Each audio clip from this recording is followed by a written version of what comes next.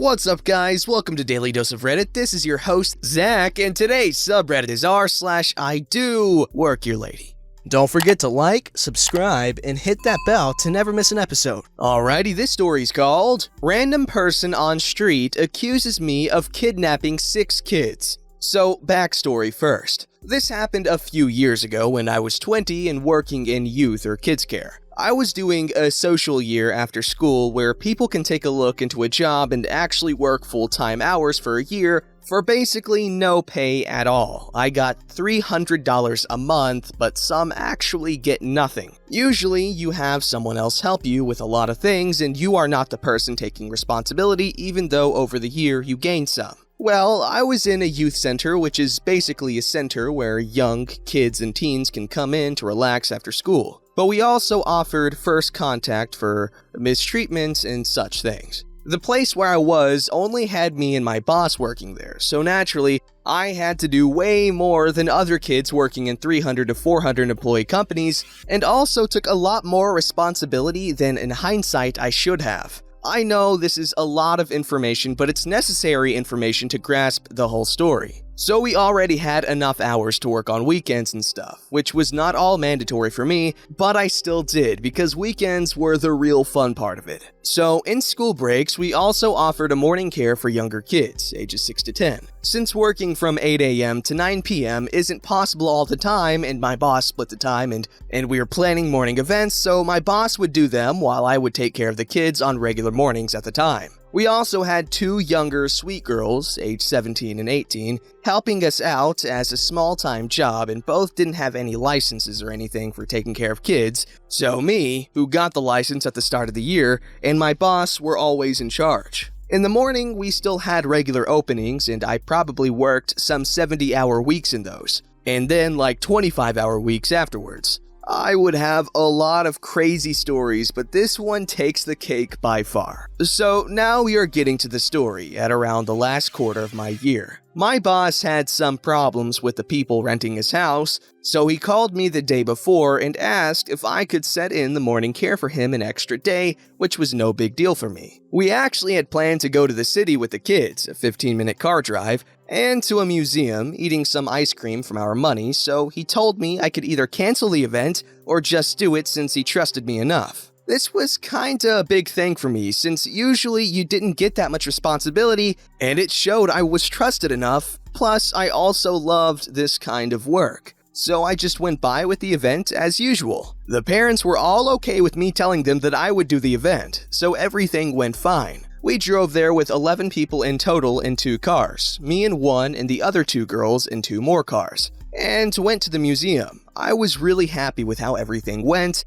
and we didn't have much go bad or kids misbehaving or anything, just the usual kid stuff. That was until we got to the cafe to eat some ice cream. We were sitting outside, just eating the ice cream, ready to get to the cars afterwards when a lady, entitled lady, approaches us. I did not see her immediately as I was busy paying for the ice cream, but Sweet Girl later told me she just came up, took a look at our group, and asked one of the younger kids where his parents were, to which the kid responded that they were at work. She then turned to Sweet Girl 1 and demanded to know what they were doing here and why she was alone with all those kids and why they were not in school. Well, Sweet Girl 1 had Sweet Girl 2 sit right on the other end of the table and explained that they were part of a youth care program and that the kids are on summer break. I never asked how the conversation turned out, but when I got to the table, entitled lady demanded to speak with the boss of the group, to which I turned to her and asked, "Excuse me, lady, I'm responsible for the group. What's the matter?" The lady just looks at me and then snaps.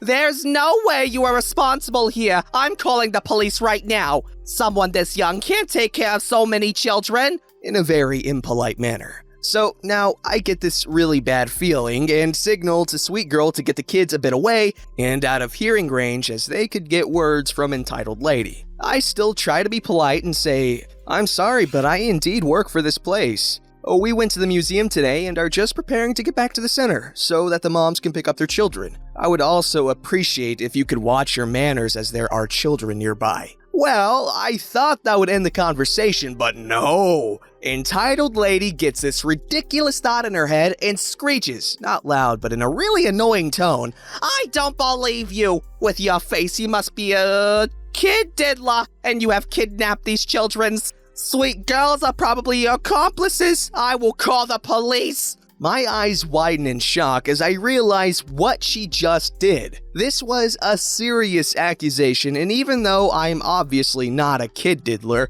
even the accusation can destroy people's career in our field. I try again and say, "Listen, entitled lady, I work at that place and you can call them at any time, and I am also an adult. What you are doing is slander, and I hope you will leave us alone now." I would say I wasn't as polite as before, but I was not going around any borders either, even using the polite form of you in my language, while she was using the impolite, disrespectful term throughout the whole exchange. She already had her hands on her phone and told me that a police officer can decide that. At this point, various people have stopped and looked, but most thought it wasn't a big deal since none of us really yelled or anything. At this point, I know I should just wait and phone my boss first to tell him about the incident, and then one of the moms to trigger a phone chain to announce that we will be later, but I will drop off their kids at their house if needed to.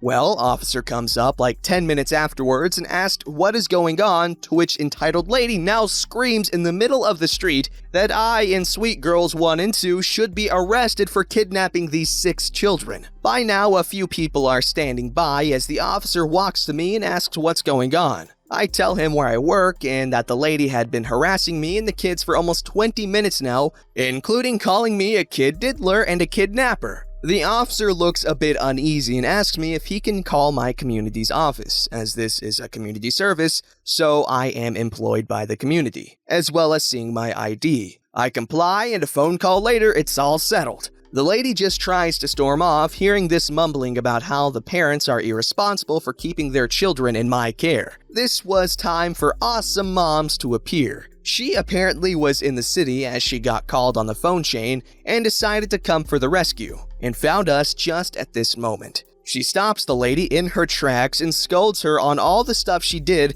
as well as telling her all the stuff I did with her kid. Whoa, crazy. Her kid was on every care program we had. This is not a bad thing, as we actually do a lot of education and kids love it, and we knew each other quite well. The officer, seeing this, is now slightly amused and asked if there was anything else. I say yes and ask him if there is any ground of me pressing charges against the lady for slander, to which he happily applied with all the bystanders. Hearing what the lady said, there certainly was. I gladly pressed charges against the woman. In the end, she actually had to pay a fine in the lower thousands, as well as paying me money for the slander. It could have ended way worse for her if I actually had a problem finding a job after my social year, and could have resulted in years of prison for her. The kids were a bit mortified at first, but it was certainly a story to tell. Also, all the props to Sweet Girls for staying calm with the kids the whole time. I ended up giving them €20 vouchers for a clothing store for how they acted.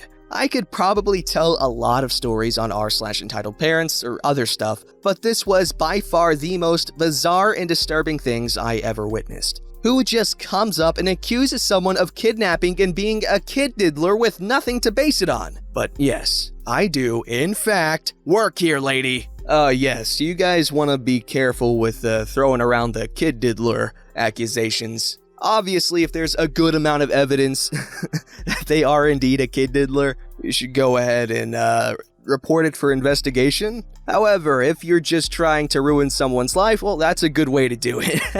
Plus, it's crappy because you're taking attention away from actual Kiddodlers that need the attention so they can, go to jail. So my point is, think of the children, but not too much. I'm watching you.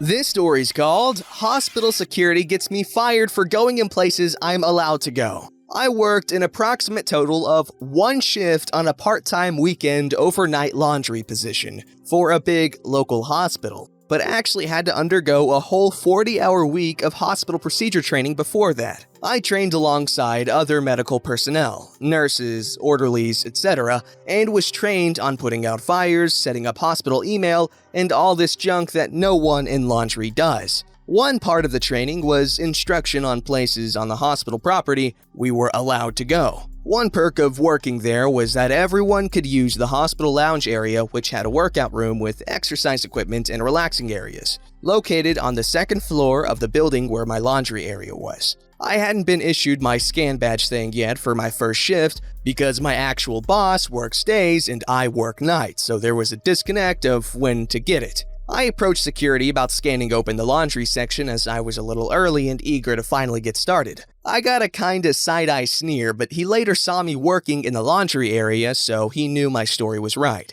That shift there was a complex series of laundry machine buttons I needed to press, which I scribbled down hastily on some scrap paper. The next day, I show up early again and went to sit in a cafeteria area where the public is allowed. I sit down and remembered that I had the scribbled paper and want to rewrite it so it's clear to remember the buttons to press in which order, and to have the sequence more fresh in memory. Why they don't just have a sign for it is a mystery to me. So I reached for the pen I always carry, and I forgot it that day. I walk out to my truck to find a pen, nothing there either. I walk back in, and the place is deserted because it's about 11 p.m. So I go into the areas I'm allowed into, such as the lounge, exercise, and the lobby, looking for a pen to write with that I could borrow, and even make a kind of writing gesture in case they see me looking around on cameras. I didn't find one after maybe a few minutes of looking, so I gave up. Shift starts, and about 20 minutes in, same security guy from the day before comes in,